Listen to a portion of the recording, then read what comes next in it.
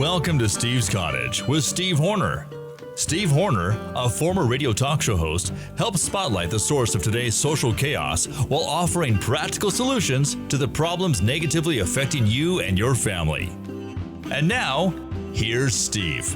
Hello, everybody. Welcome and thank you for coming to visit me here at my humble abode, Steve's Cottage. Got a good show for you, but first I want to tell you I am mad as hell, and I'm not going to take it anymore. Seriously, I'm not as mad as I was when I was driving to a business appointment earlier today, but I've kind of simmered down. But sometimes life just gets the best of me. Sometimes with all of its phoniness and hypocrisy and idiocy. It kind of reminded me of that '70s movie Network with Faye Dunaway and Peter Finch. He was a network broadcaster. And he was saying the types of things that I am alluding to now about the hypocrisy and the nuttiness and the insanity. I'm mad as hell, and I'm not going to take it anymore. Let me hear all of you. Get out to your window, yell at your cars, stop at the intersections and yell to the world, I'm mad as hell, and I'm not going to take it anymore. Well, you know what happens when you do that? You end up in jail. They know people are pissed off. They know the issues are crazy. They know that people are being pushed up against the wall with hypocrisy and lies, and that's some of the stuff I'm going to talk about in the next in this next program. I was going to call the show, as I alluded to last time, the goodness. I decided on the pitfalls of volunteer work, because usually you think, oh, well, it's a good thing you're going out there to volunteer work. Well, then I came back and I thought, no, I'll do the infamous Paradela Chronicles part 2, because when I'm talking about, it used to be called Cunt Chronicles. And of course, on this show, ladies and gentlemen, cunt is an acronym, meaning can't understand normal thinking. Let's do it together. C period, U period, N period, T period. Women have their periods. Men, we have our exclamation marks. See, that's funny, because he said point, I said mark. When you look it up in the dictionary, it has both. It does. That's funny. Sean, you're quite a guy. Okie dokie. So anyhow, see, that's what I'm talking about. Camaraderie. Business camaraderie. Friendship camaraderie. That keeps you from going crazy. So let's call this the infamous Paradela Chronicles Part 2, because, it's synonymous with Cunt Chronicles. And before I get to some of those issues, well, this story here, this personal story, kind of institutes a Cunt Chronicle. About twice a year, the people who own Casablanca and the Virgin down in Mesquite, which is just about a 40-minute drive for me. I go I'm on the southwestern corner of Utah, so just a few miles out of town. I've got the northwestern corner of Arizona that I go through through the beautiful Virgin River Gorge, where I often go down and pick up garbage and litter on the sideways, which is a great bit of volunteer work. And then just a few miles outside of the gorge, you get into Mesquite, Nevada, where they've got the casinos, and they send me a coupon for a night. And not because I'm a gambler, because I'm not a gambler. It's because I'm a good guy, and I'm on their mailing list. So I take advantage of it. So I was down there watching the football game, because the free nights are Sunday through Thursday. And, off-peak numbers. Well, when there's a big football game on, you kind of benefit. And besides that, when it's 55 degrees in St. George, as it was, oftentimes it's 8 to 10 degrees warmer in Mesquite, sometimes even warmer than Las Vegas, which is further down the road.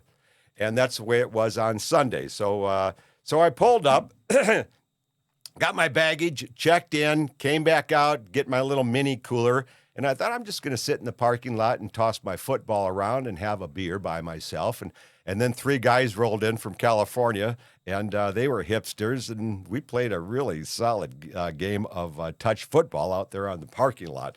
It was really fun, and then ran into them later on in the casino after they had lost their drawers on playing blackjack, but they maintained their humor. Well, so I went in and had a good time. Went out to the poolside, had another beer, and a whole bunch of natives, Navajo, were at the pool, and one of them just started really cozying up to me, got out of the pool, came over to me, and said, "Steve, where are you going to be later on?" Well, I'm thinking this is the major hustle. Her name is Lori, and she's a full-blood Navajo, and her son wants to tell me that he's queer and he's gay and he has all sorts of lewd jokes. And I said, "Oh, I have nothing to do with you on that," and he laughed, and I'm bouncing a hacky sack around, having a beer, and just enjoying the weather.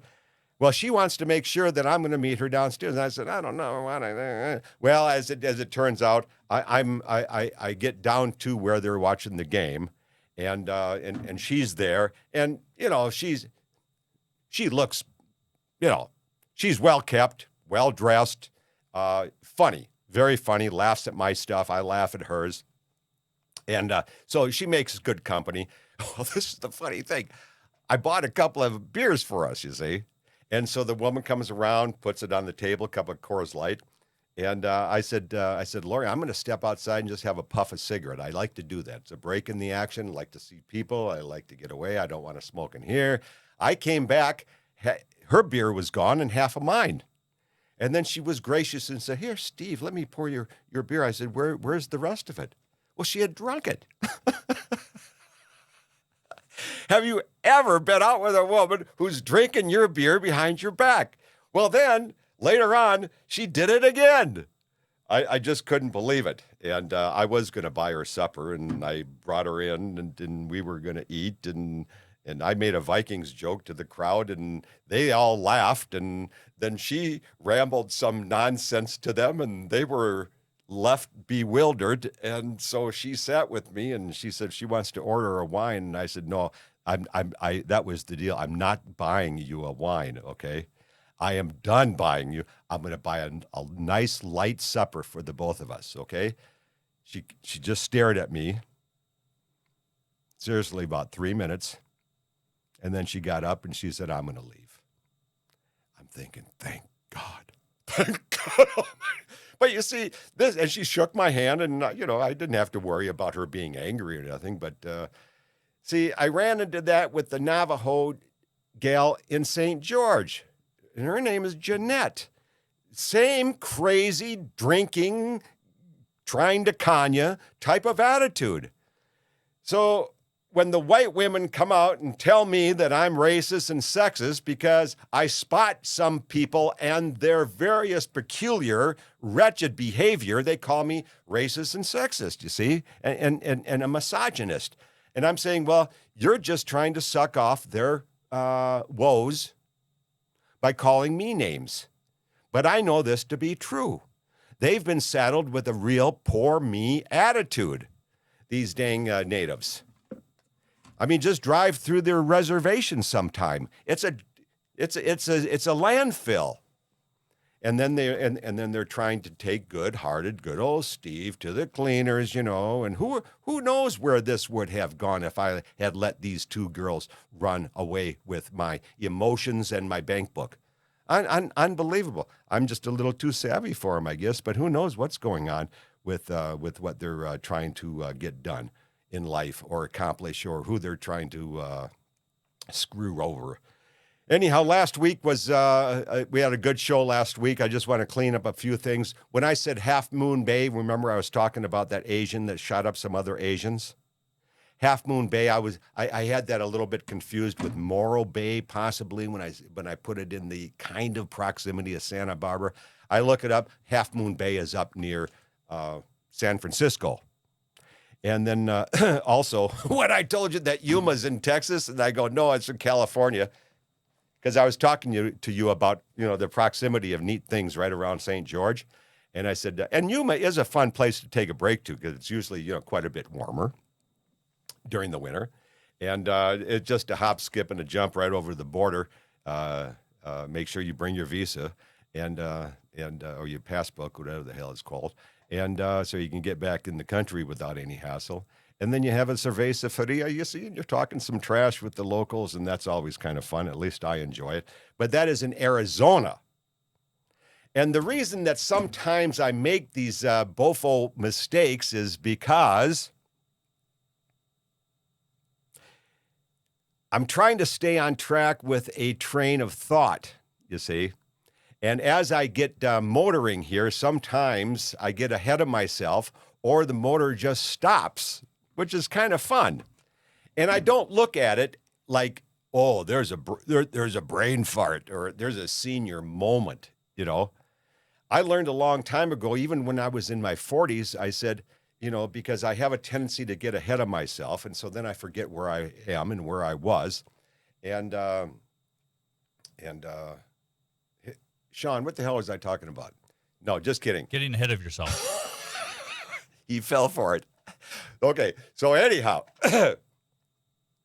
when I was on the phone talking to my friend John, and I was telling him about having my Achilles tendon ruptured in early 80s. I think it was 1980.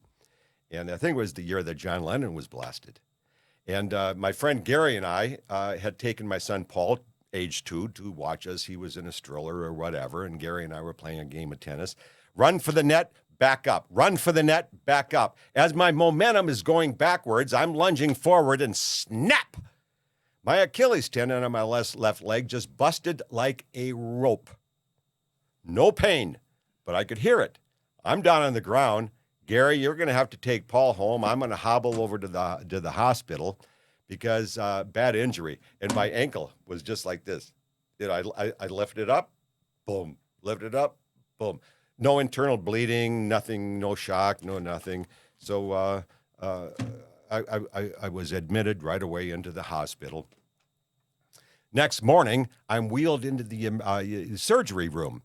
And this doctor is, I said, what is your name, doctor? I found out his name was Darky Floorshoots. And he is a man from Romania. So, I mean, it's like right out of Transylvania because he said, my name is the Darky Floorshoots. I said, Doc, take real good care of me because I'm an athlete, want to continue life with, you know, a lot of flexibility and dexterity and being able to play. No problem. You'll be set off to be able to be just right up on top of your game. So I told John this, and I said, the guy is like that 1930s or 40s vampire, the black and white out of the TV. What was his name? What was his name? He goes, Lon Chaney. No. He goes, Lon Chaney Jr. No.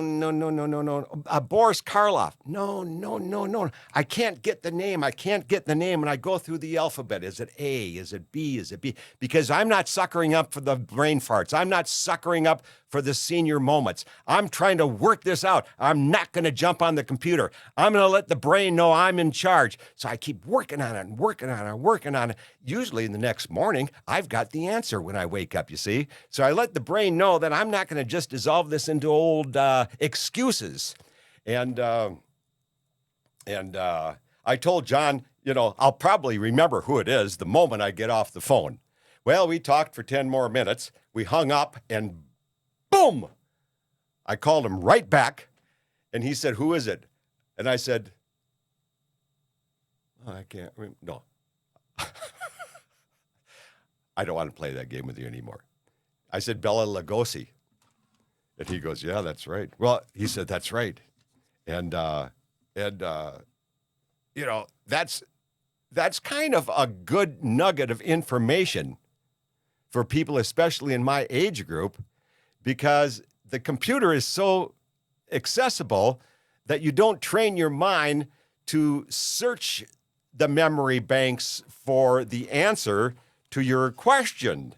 And that's why I'm very happy that I got involved in a couple of plays over the last 10 years, because you have to memorize your lines. And I was in one play here that lasted for 2 consecutive weeks a couple of years ago, and I was Clarence in the wonderful It's a Wonderful Life. And I was the angel, and that has a lot of lines, and that took a lot of dedication and determination, and that was a blast. And I think that was really instrumental in keeping my brain as sharp as it is up into the age I am. And I've told you my age. The day I was born, Jackie Robinson was in Chicago receiving the Rookie of the Year award.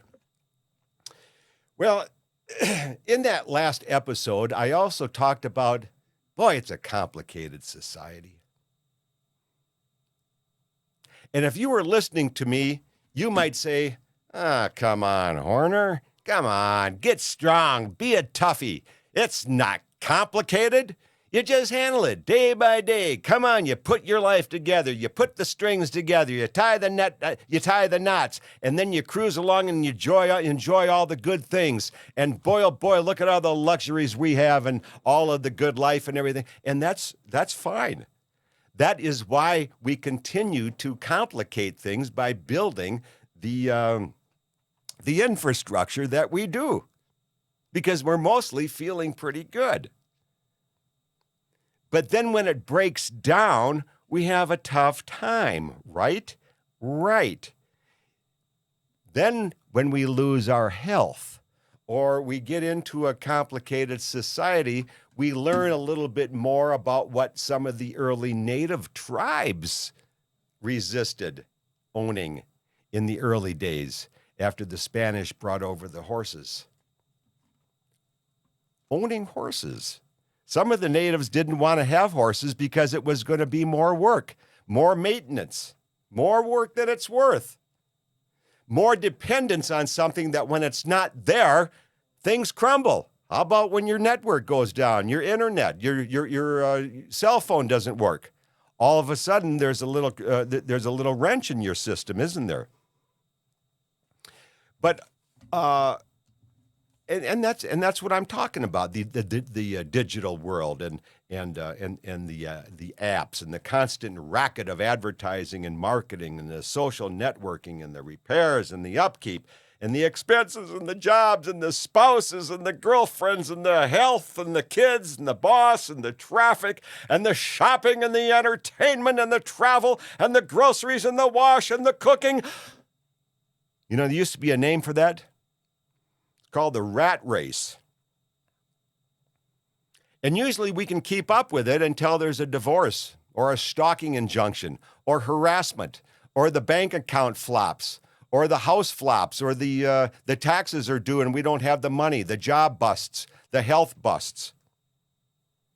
Then all of a sudden things get really, really complicated, don't they? And then you try to hide the complications with drugs, and that just complicates things even more. Don't they? You think that extra drink is going to solve the pain, or that extra drug that you might be taking that is mostly illegal, but sometimes not? You think that's going to hide the pain? It does momentarily, but it does exacerbate the problem, and then things get really tough. And you know, you look back at some of these things and you wonder how, you know, like when I was a single parent, I look back on all the on all the responsibilities that I had, and doing my own business with advertising and marketing and running my home and groceries and wash and all these things that I listed earlier. How in the hell did I do that? I talked to my friend Carol. She was a single parent for you. How did we do this? I don't know. I'm just glad I don't have to do it again, but I sure had the grace and power of God on my shoulder doing it then. I must have, because I don't know how I did it. And when you get to be my age, you'll wonder and you'll look back on your accomplishments and you'll also say, I don't know how I did it, but we do it.